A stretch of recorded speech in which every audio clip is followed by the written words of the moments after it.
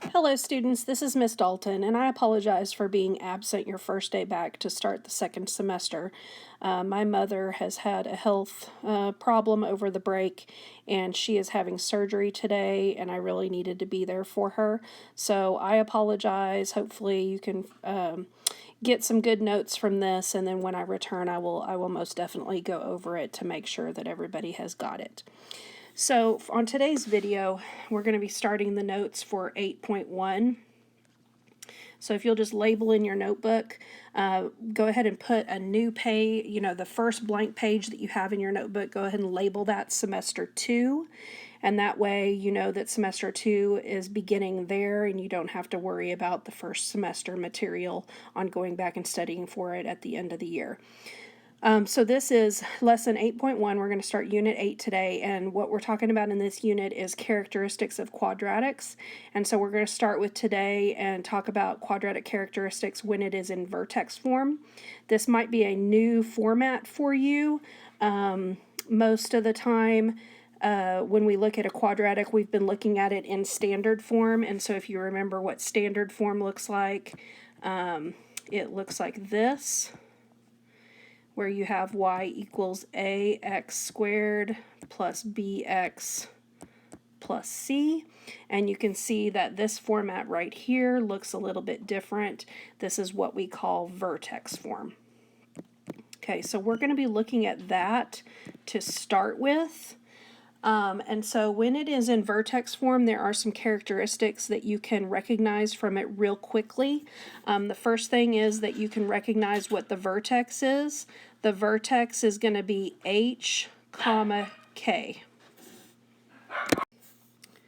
Notice that when I wrote the vertex, that it is the opposite of what is in here. So if you have minus h, then recognize that your vertex will be positive h, and then vice versa. If you have a positive h, then your vertex, your first coordinate of your vertex, will be a negative h. So notice that that is opposite, but that the k is exactly as you see it here. So if it's positive here in the equation, then it's going to be positive when you write your vertex. The second thing that we can get from this is what's called a line of symmetry. So let me draw a picture so that you can understand what we're looking at here. When we have a quadratic can open up or it can open down, but let's just look at when it's opening up. When it opens up, this point down here at the bottom, this is called your vertex. Okay, so again, the vertex can be found by writing h, comma, k.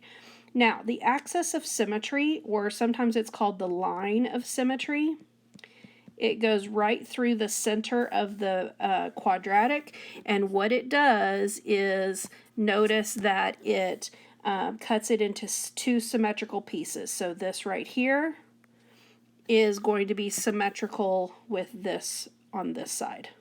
Okay, and so that's what a line of symmetry does. So this line of symmetry here can be found by writing an equation of the line, and the equation of the line is just going to be x equals whatever h is. Okay, so I'm going to write that back over here. The line of symmetry is going to be x equals h. It's very important that you put x equals, because notice this is a line, and so to write the equation of a vertical line, it's always going to be written as x equals a number. Okay, we can also tell whether or not the graph is going to open up or down. If a is positive, so if a is greater than 0, that means that a is positive. If a is positive, then it's going to open up. Okay, if a opens or if a is negative, so if a is less than 0, that would mean it's negative. If a is negative, then it's going to open down.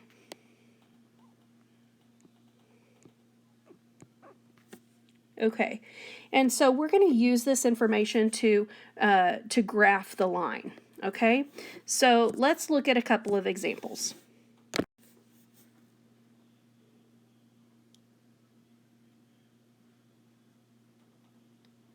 Okay, so here is our first example. Y equals x minus 5 quantity squared minus 2.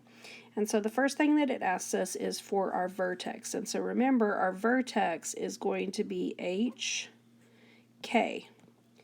This is where the H is, but remember, the H is always going to be opposite. So if it's negative 5 in parentheses, then in the vertex it's going to be positive 5. And the K is exactly as you see it here, so the K is going to be negative 2. So our vertex is at 5, negative 2.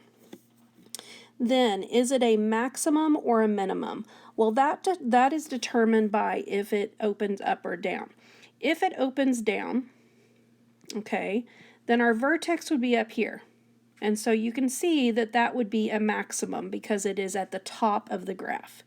Well, if it opens up, then our vertex is right here, and that's going to be a minimum because it is at the bottom of the vertex. Okay, so we've got to determine if it opens up or down. And remember, that's all based on the A. Well, our A is at the very beginning of the equation. It's right here.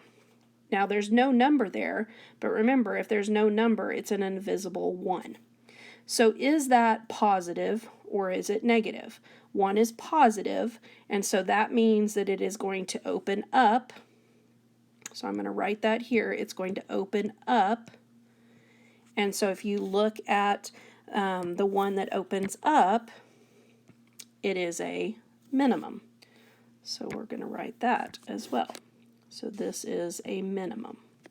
Okay. And then the line of symmetry, you will always start with x equals, and then it's whatever your h is. So my h is 5. Okay. So now let's graph it. So you're going to always start with the vertex. So the vertex is at 5, 1, 2, 3, 4, 5, negative 2. So the vertex is right here. Okay, we know it opens up, so we kind of have a good idea of what it's going to look like. It's going to open up from that point. We know that our line of symmetry is going to go through the vertex vertically. And so we just have to find a point on either side of it. Well, remember that when you are graphing, as long as you have an x, you can plug it in to find out what y is. So let's pick an x value on either side of this. If this is at 5, then on either side of it we have 4 or 6. So we can choose either one. Now I'm going to choose 4, and what I'm going to do is I'm going to take that original equation, y equals x minus 5 squared minus 2, and what I'm going to do is I'm going to plug in 4. So I'm going to find out what is the y value when I plug in 4 for x. Okay, so I would plug in a 4 here. 4 minus 5 squared minus 2. 4 minus 5 is negative 1. Negative 1 squared. Negative 1 squared, remember, you will never get a negative when you're squaring something. So, why mine's not right in here? Hang on, let me try a second. Okay, that worked. Let's go back. Okay, so this is going to be equal to, negative 1 squared is going to be positive 1, and positive 1 minus 2 is equal to negative 1.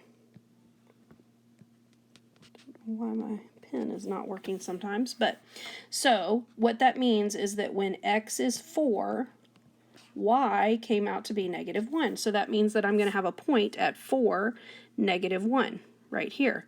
Well, because a quadratic is symmetric on both sides, then if I have a point here, I'm also going to have a point at 6, negative 1, because it has to be symmetrical on each side. Then I go ahead and I graph my quadratic. So it's going to look something like this. and you're done. Okay, let's do another example.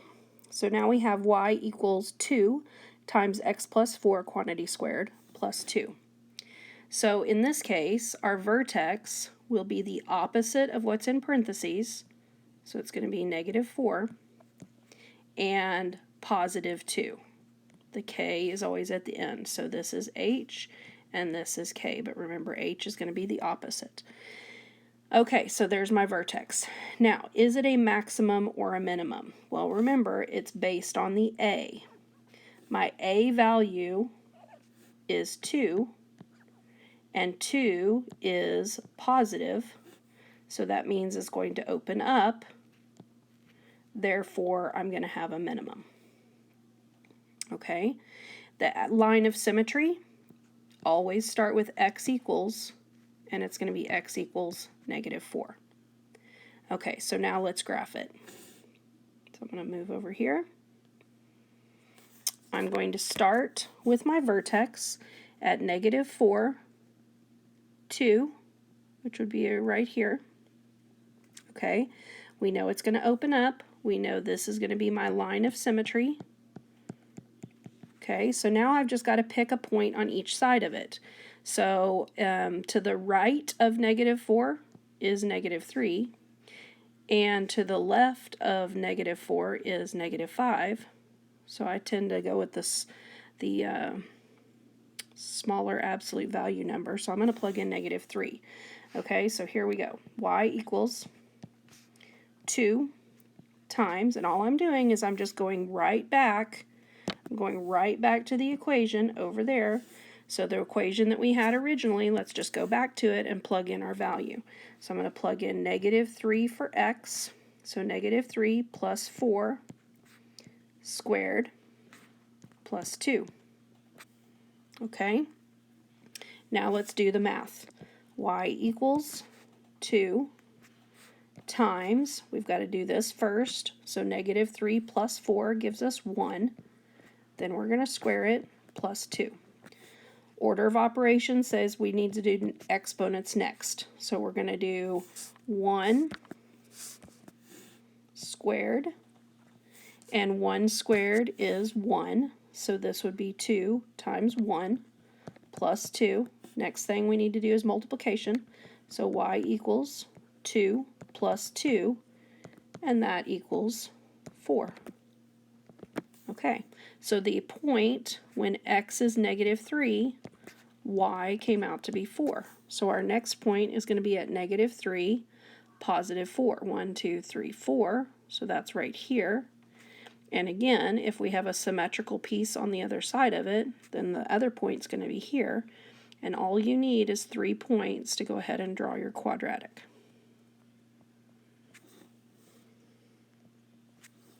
Okay, you might be wondering to yourself, you know, how is this going to come into play with what we did before the Christmas break? Before Christmas break, we were factoring, and factoring involves quadratics. Now, you will use factoring in this unit because we will have to find, the factors will help us find a specific characteristic of a quadratic, but I'm going to save that for later. Okay, for this video, I'm going to have this last example be what I call the secret example. And for this secret example, I want you to try this on your own. So pause the video, do it on your own, work it all out, and then I want you to press play when you're done, and I'll let you check your graph against mine.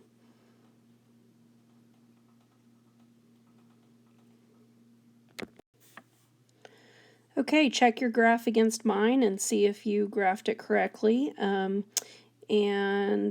hope you learned everything well. Of course, this video will be available for you to go back to at your leisure, but please have your notes complete by the time I come back to class so that we can move on.